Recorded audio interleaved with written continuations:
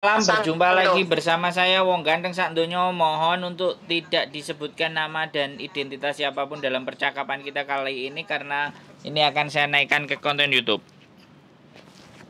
Siap. Yeah. Bagaimana Mbak? Ini mau kemarin kan saya komen di salah satu video bukan video iyalah gimana satu podcastnya Pak Sandro. Itu Pak Sandro ngomong bolehlah mampir ke saya. Nah kebetulan sekarang nasib baik aku bisa mampir. Ini yang cerita waktu siapa itu ada kan salah satu penelpon yang ngomong katanya dapat uang dari majikan itu. Ya hampir sama sih Pak kisahnya sama aku. Yang saya dikasih uang sama majikan itu sampai 90 juta itu, yang Hongkong dolarnya hampir 50.000 itu. Dikasih uang? Iya. Apa long service? Bukan, itu saya baru kerja, baru masuk 9 bulan. Nenek yang aku jaga itu kebetulan meninggal. Terus waktu itu kan saya kerjanya cuma jaga nenek doang. Anak-anaknya pada punya rumah sendiri. Terus yang gaji aku itu di luar negeri, itulah jarang ke sini, jarang ke Hongkong.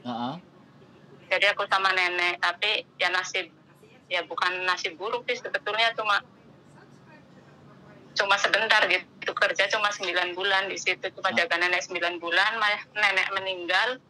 Terus pas nenek udah selesai dikubur, itu saya dikasih uang 50.000 duit Hongkong. Alhamdulillah dong.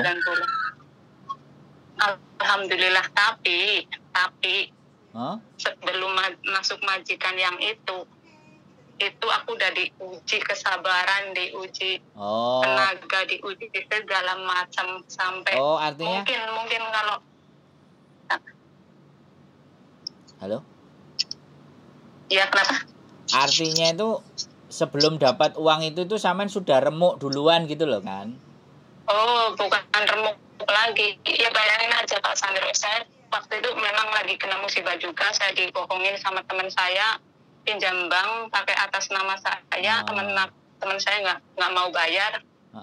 Itu sampai aku ya total 190 juta duit Indonesia itu. Aku berdua loh, bukan dia doang yang pakai. Tapi udahlah, saya pikir ya sakit, sebenarnya sakit. Nah dalam kondisi seperti itu saya punya majikan itu, bayangin Pak Sandro, kerja hampir 17 jam. Itu saya tidur sampai kadang jam 1, jam 2 malam saya baru nyuci mobil, bukan mobil pribadi loh, itu mobil sewa loh, bayangin. Jam 1 sampai jam 2 malam. Terus yang punya sewa itu kan anak bujangnya, anak lakinya yang masih belum nikah. Itu udah boleh ngomong nggak kalau menyerempet sama hal-hal yang terlarang itu Pak Sandro? Nggak apa-apa. Yang penting bukan nama. Nah itu anak majikan saya itu punya kecanduan sama obat. Itu udah parah banget. Kalau masuk WC itu sampai 8 jam itulah, 8 sampai 5 jam, sampai saya nggak pernah, jarang aku mandi di WC kalau udah jam 1 malam, jam 2 malam itu saya bawa air ke kamar mandi. Yang ceritanya itu berlama-lama di toilet itu ya, sampai beol aja kita nggak bisa itu. Iya. Nah itu yang pernah saya cerita ke Miss Yuni, cuman saya belum sampai cerita itu Miss Yuni. Itu belum sampai selesai itu. Nah itu parah banget. Itu sampai saya selesai di situ 2 tahun. Nah itu gantinya yang dapat majikan yang baru 9 bulan itu meninggal, terus saya dapat duit segitu. Ya mungkin itu sih, itu aja sih yang mau diceritain. Jadi benar-benar kita sebagai tenaga kerja wanita di Hongkong itu benar-benar sesuai dengan julukan kota Hongkong. Negeri kota beton ya, negeri beton. Itu kita itu diuji benar-benar harus sekuat beton. Luar biasa, mantap. Itu sih Pak Sandro. Cuma aku sebenarnya pingin ketemu langsung sih Mbak. Konten ini nih wajah sampean itu harus kelihatan, karena begini loh, kalau wajah sampean kelihatan itu ekspresi apa yang sampean sampaikan itu real gitu, paham kan? Kelihatan. Jadi anak-anak itu biar jadi banyak bermotivasi. biar anak-anak itu yang baru berjuang baru kemarin sore itu biar nggak gampang ceklek gitu loh kan. Begitu dengerin ceritanya sampean yang sebegitu luar biasa hancurnya kan, 190 juta. Pokoknya kalau kita madein Cina atau madein Korea itu mungkin udah jadi barang rongsokan pasar. Gara-gara kita madein Tuhan ya, madein Gusti Allah ya kan. Nah itu kita makanya kenapa kita selalu saat kita dicoba, saat kita diuji, kita kembali ke kodrat kita. Allah nggak mungkin menguji kita melebihi kemampuan kita gitu.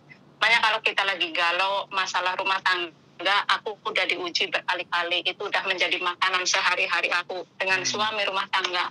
Itu lebih parah sih kalau dicerita yang rumah tangga itu. Banyak yang nggak ini. Boleh lah Pak Sandro, kapan misalkan saya boleh berkenan mampir di boleh podcast-nya. Boleh. Liburnya hari apa sampean? Hari Minggu, cuman kalau hari Minggu ya siang hari Minggu, hari libur tanggal merah ada. Boleh kabarin aja. Saya kan area Kelas BB dan sekitarnya. Istriku pasti seneng nih. Istriku seneng kalau sampean mau cerita terus datang ke rumah istriku, standby di rumah kalau Minggu. Nggak apa-apa. Gitu ya. Jadi kalau kontennya nanti dimasukkan di tempat istriku, kemudian ngomong dengan istriku, terus kalau misalnya saya pas ada ya sama saya kan, kalau enggak ya sama istriku. Jadi artinya kita mau membangun sesuatu itu bersama-sama gitu kan. Jadi jangan dilihat hal yang enaknya saja, bahwa kita mau menerima 50 itu perihnya gak karu-karuan di sebelumnya kan gitu loh Mbak ikan. Aku selalu yakin. Itu makanya. Aku selalu yakin. Tidak ada sesuatu yang dilimpahkan ke kita itu secara tiba-tiba. Pasti ada hal yang remuknya, ada yang hancurnya. Makanya saya belajar yang remuknya Mbak. Saya nggak belajar di 50-nya. Karena 50 itu adalah hasil dari kesabaran, hasil dari ketabahan, kebesaran hati sampean kan. Dan masalahnya itu kan beda-beda toh Mbak, bener nggak? Masalahnya kan beda-beda. Iya. Kadang masalah itu datangnya nggak cuma sama majikan, ada yang dari rumah. Betul. Nanti ada dari rumah, kalau kita diuji di rumah, kita di sini nggak sabar, jadi aura negatif yang selalu keluar, jadi sama majikan pun seolah salah terus gitu loh. Makanya kita harus melepaskan yang topik salah satu, misalkan kayak suami selingkuh, lepaskan aja, jangan dipikir, jangan jadi beban gitu. Aku seneng asli nih. Ketemu orang-orang kayak sampean ini aku seneng. Jadi apa ya? Insyaallah. Ini yang harus dicontohkan gitu loh Mbak. Aku seneng. Makanya pokoknya feel free ya. Sampean ngerasa longgar prei WA aja. Insya Allah Pak Sandro. Kalau misalnya Pak Sandro ada waktu buat saya sama istri tercintanya ada waktu. Ada. Insya Allah saya datang bisa. Untuk orang-orang yang super duper luar biasa selalu ada.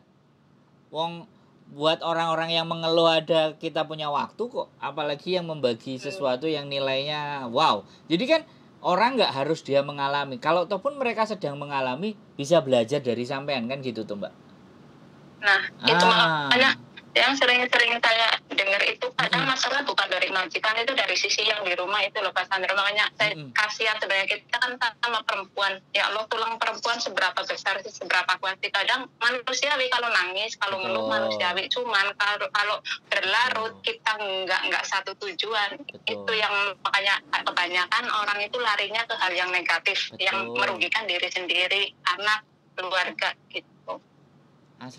Asli sampean ngomong kayak gitu aku rodok berapa Mbak, berbes piye lah. Jadi aku ngerti penderitaan anak teman-teman yang sekarang mengalami hal yang senang lah, ibaratnya mengalami posisi yang sudah baik itu pasti di baliknya juga ada nilai. Nah yang ingin saya kuat itu pas remuknya itu loh, pas hancurnya itu loh, biar mereka sadar.